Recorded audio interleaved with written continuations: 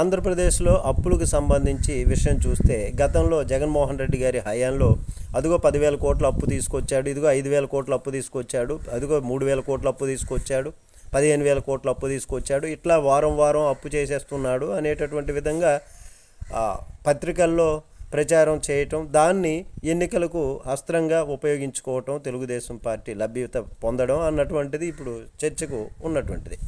మరి ఈ విధంగా దాన్నే అయితే గతంలో ప్రభుత్వాలు కూడా రోషయ్య గారి టైంలో కానీ ప్రభుత్వాలు అప్పులు చేస్తుంటాయి. అట్లాగే కిరణ్ కుమార్ రెడ్డి గారి హయాంలో కావచ్చు, చంద్రబాబు నాయుడు గారి హయాంలో కావచ్చు, జగన్మోహన్ రెడ్డి గారి హయాంలో కావచ్చు, ప్రతి మంగళవారం కూడా అప్పులు చేస్తూ ఉంటాయి.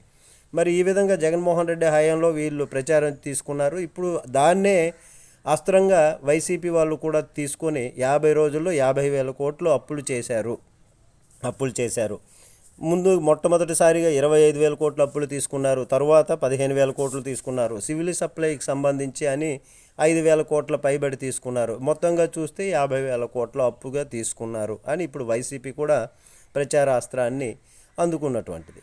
మరి మీరైతే ఏమంటారు? నమస్తే.